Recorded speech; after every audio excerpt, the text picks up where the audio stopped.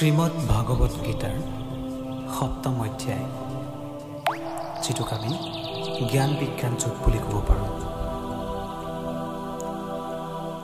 জ্ঞান বিজ্ঞান যুগত ভগৱানে ক'লে, হে অৰ্জুন, মোতে একান্ত আসক্ত চিত্ত হৈ আৰু মোৰ শৰণাগত হৈ কৰ্মযোগৰ আচৰণ কৰোঁতে নিঃসংশয়ভাৱে মোৰ পূৰ্ণ স্বৰূপ কেনেকৈ উপলব্ধি কৰিবা তাক কওঁ শুনা।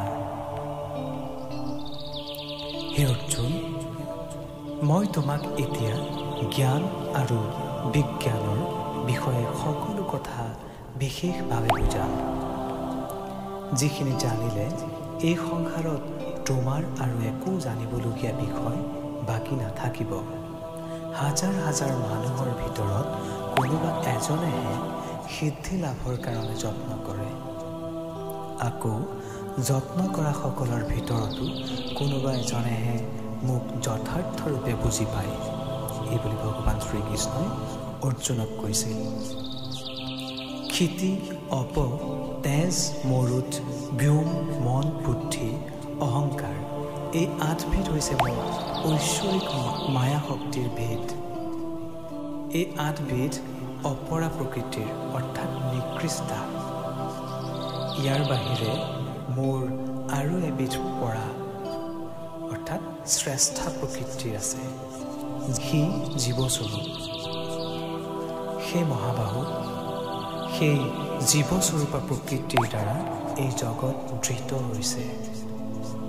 স্থাৱৰ জংগমাত্মাত এই সমস্ত জগত এই দুবিধ প্ৰকৃতিৰ পৰাই জন্ম হৈছে। গতিকে মই সমস্ত জগতৰ উৎপত্তি আৰু প্ৰলয়ৰ কাৰণ। হে অৰ্জুন, মোতকৈ শ্ৰেষ্ঠ আৰু একো নাই। সূতাত মণি গাঁঠি ৰখাৰ দৰে মোতে এই নিখিল বসুন্ধৰা কথা আছে। হে অৰ্জুন, পানীত জু ৰস, চন্দ্ৰ সূৰ্যত যি প্ৰভা, সৰ্ববেদ আৰু প্ৰণৱ, আকাশত যি শব্দ, মানুহত যি উদ্যম, পৃথিৱীৰ যি গন্ধ, অগ্নিত যি তাপ, সৰ্বভূতত যি প্ৰাণ আৰু যি তপ, এই সকলোবোৰ হৈছোঁ মই। সেই পাৰ্থ, মোক সৰ্বভূতৰ সনাতন বীজ বুলি জানিবা। মই বুদ্ধিমানৰ বুদ্ধি আৰু তেজস্বীৰ তেজ। সেই ভাৰতকুল শ্ৰেষ্ঠ অৰ্জুন, মই বলশালীসকলৰ কামনা আৰু আসক্তি বিপৰ্জিত বল, জীৱিকাৰ ধৰ্মৰ অভিৱৃদ্ধি কাম অৰ্থাৎ কামনা ময়েই। এই যিবোৰ সাত্বিক, ৰাজসিক আৰু তামসিক ভাৱ সংসাৰত আছে, সেইবোৰ মোৰ পৰাই উৎপন্ন বুলি জানিবা অৰ্জুন। মই সেই ভাৱবোৰত আবদ্ধ নহওঁ, কিন্তু সেইবোৰৰ স্থিতি মোতে।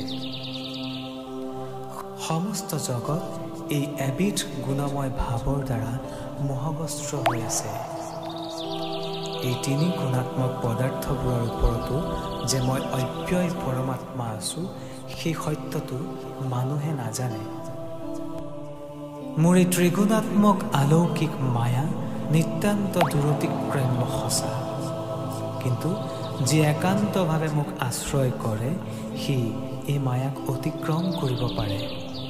পাপী মোহান্ধ নৰাধমহঁতে মায়াৰ দ্বাৰা জ্ঞানহত হৈ হিংসা, কপট আদি আসুৰিক ভাৱবোৰক আশ্ৰয় কৰি মোত শৰণাপন্ন নহয়। সেই ভাৰতকুল তিলক অৰ্জুন, বিপদগ্ৰস্ত তত্ত্বজ্ঞান লাভেচ্ছু, ধনাদি ঐশ্বৰ্যকামী আৰু আত্মতত্ত্ব জ্ঞান, এই 4 বিধ সুকৃতিশালী লোকে মোক ভজনা কৰে। ভক্তৰ ভিতৰত সৰ্বদা মোতে যুক্ত হৈ থকা অনন্য ভক্তি বিশিষ্ট জ্ঞানী শ্ৰেষ্ঠ, কাৰণ জ্ঞানীৰ মই অত্যন্ত প্ৰিয় আৰু তেওঁ মোৰ প্ৰিয়। এওঁলোক সকলোৱে মহাত্মা, কিন্তু জ্ঞানী মোৰ আত্মাস্বৰূপ। এয়ে মোৰ মত, কাৰণ জ্ঞানীজনে সমাহিত চিত্তে একমাত্ৰ মোকেই উত্তম গতি বুলি আশ্ৰয় কৰি থাকে। বহু জন্মৰ সাধনাৰ ফলত জ্ঞানৱন্ত পুৰুষে জাগতিক পদাৰ্থ মাত্ৰেই বাসুদেৱ এনে জ্ঞান বিশিষ্ট হৈ মোক ভজনা কৰে।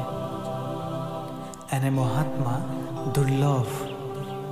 সমগ্ৰ বিশ্বজাৰ ক্ৰিয়নক বা যি সমুদায় বিশ্বৰ প্ৰকাশিক আত্মা তেওঁ হৈছে বাসুদেৱ। সেই কামনাৰ দ্বাৰা অৰ্থাৎ মানুহৰ স্বভাৱজাত কামনা বাসনাৰ দ্বাৰা হতজ্ঞান হৈ অন্য দেৱ দেৱতাৰ বেলেগ বেলেগ প্ৰণালীৰে উপাসনা কৰে।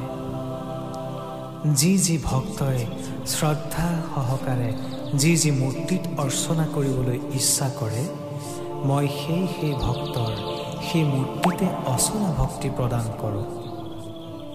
সেই ভক্তই সেই মদত্ত ভক্তিযুক্ত হৈ সেই দেৱতাৰ অৰ্চনাত ব্যাপৃত হয় আৰু তাৰ ফলস্বৰূপে মই বিধান কৰা কাম্য ফলসমূহ লাভ কৰে। কিন্তু সেই অল্পবুদ্ধি উপাসকসকলৰ সেই দেৱদত্ত ফল বিনাশীল। কাৰণ দেৱতা উপাসকে দেৱলোক পায় আৰু মোৰ উপাসকে মোকে পায়। সেইবুলি ভগৱান শ্ৰীকৃষ্ণই অৰ্জুনৰ আগত ব্যক্ত কৰিছিল। অল্পবুদ্ধি মনুষ্যই মোৰ এই অব্যয় অনুত্তম বিশ্বাসতীত সত্তা বুজিব নোৱাৰি অব্যক্ত মোক সৰ্বসাধাৰণ লোকৰ দৰে ব্যক্ত শৰীৰী মূৰ্তি বুলি বিবেচনা কৰে। মই যোগমায়াৰ দ্বাৰা আবৃত্ত, সেইকাৰণে সকলোৰে আগত প্ৰকট নহওঁ। মোহগ্ৰস্ত লোকে জন্ম মৃত্যুৰ অতীত মোক জানিবলৈ সমৰ্থ নহয়। হে অৰ্জুন, অতীত বৰ্তমান ভৱিষ্যত আৰু স্থাৱৰ জংগমাত্মক সকলো প্ৰাণীক মই জানো, কিন্তু মোক হ'লে কোনেও নাজানে। হে পৰন্তপ ভাৰত, ইচ্ছা আৰু দেশৰ পৰা সমুৎপন্ন সুখ দুখাদি বিষয়ক দ্বন্দ্বমোহৰ প্ৰভাৱত সকলো প্ৰাণী সৃষ্টিকালতে সাম্যক ৰূপে মোহগ্ৰস্ত হয়। যিসকল পুণ্য কৰ্মা লোকৰ পাপৰ অৱসান ঘটিছে, সেইসকলে শীতোষ্ণ সুখ দুখে আদি দ্বন্দ্বজনিত মোহৰ পৰা বিমুক্ত হৈ ঐকান্তিকভাৱে মোকে ভজনা কৰে। জৰা মৰণৰ পৰা মুক্তি পাবলৈ যিসকলে মোক আশ্ৰয় কৰি যত্নপৰায়ণ হয়, তেওঁলোকে সৰ্বাতীত ব্ৰহ্মতত্ত্ব, সমগ্ৰ আত্মজ্ঞ তত্ত্ব আৰু সবিশেষ কৰ্মতত্ত্ব বুজিব পাৰে। অধিভূত, অধিদৈৱ আৰু অধিযজ্ঞ বিভাগসহ যি মোক জানে, মৰণকালতো সমাহিত চিত্ত সেই সাধকে মোক জানে, অৰ্থাৎ সেই স্মৃতি চিৰজাগ্ৰত থাকে।